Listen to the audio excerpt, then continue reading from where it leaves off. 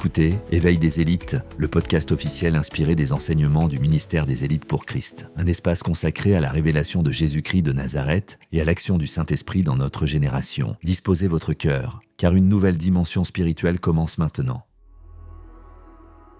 Et si la destinée que Dieu a placée dans ton âme attendait simplement que tu entres dans une nouvelle dimension spirituelle?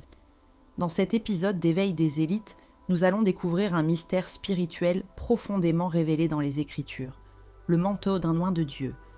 Comment ce manteau peut-il se manifester dans la vie d'un croyant, aujourd'hui? Et quel rôle joue la transfiguration divine dans cette transformation? Prépare ton cœur, car ce que tu vas entendre pourrait changer ta manière de voir ta destinée spirituelle.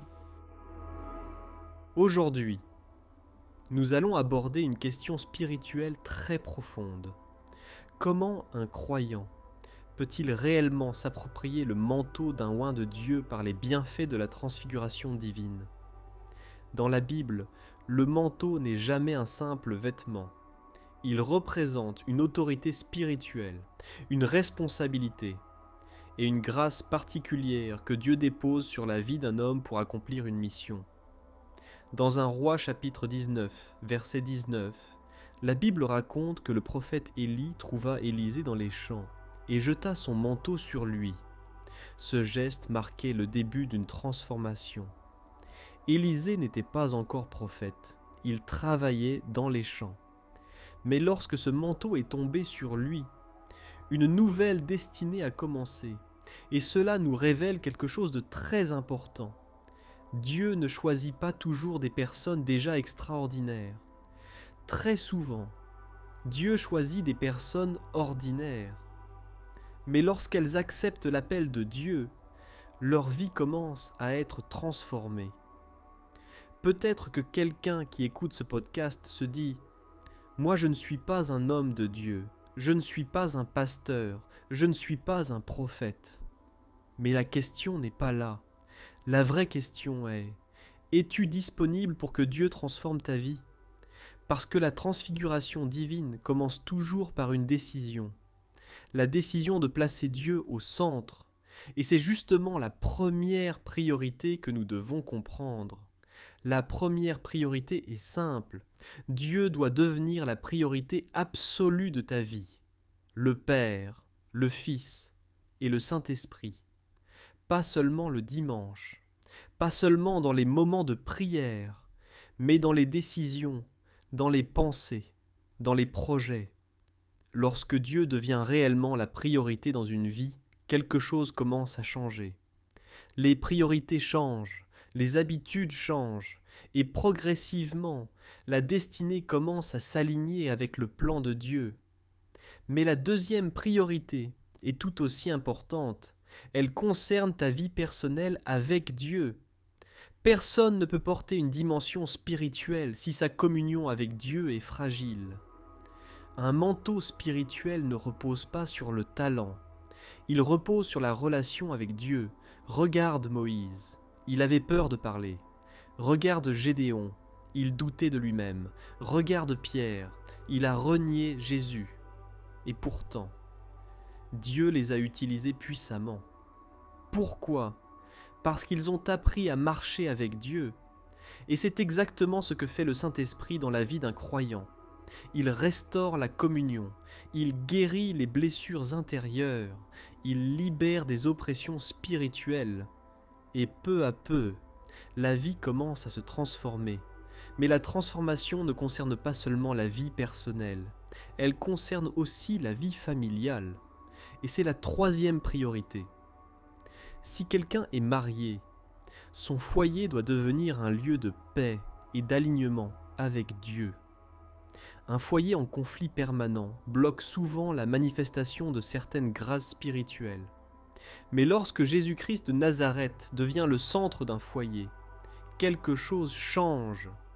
La paix commence à s'installer, la compréhension revient, et la présence de Dieu devient visible dans la maison.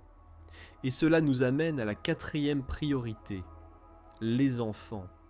Les enfants ne doivent pas être abandonnés à eux-mêmes.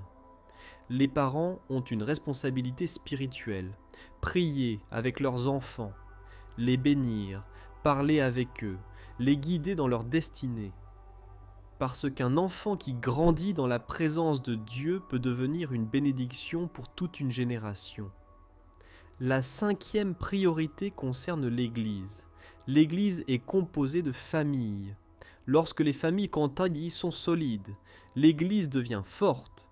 Mais lorsque les familles sont fragiles, l'Église devient fragile. C'est pourquoi la transformation spirituelle commence souvent dans les foyers.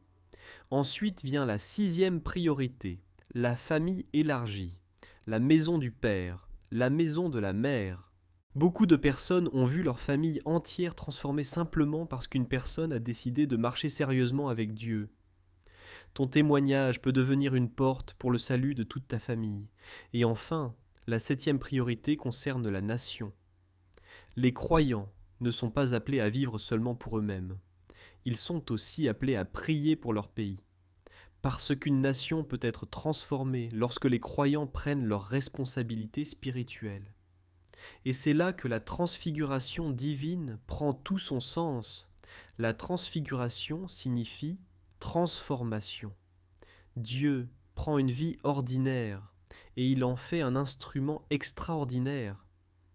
Peut-être qu'aujourd'hui tu vois tes limites, peut-être que tu vois tes erreurs, peut-être que tu vois tes échecs, mais Dieu voit autre chose. Dieu voit la destinée qu'il a déposée dans ton âme.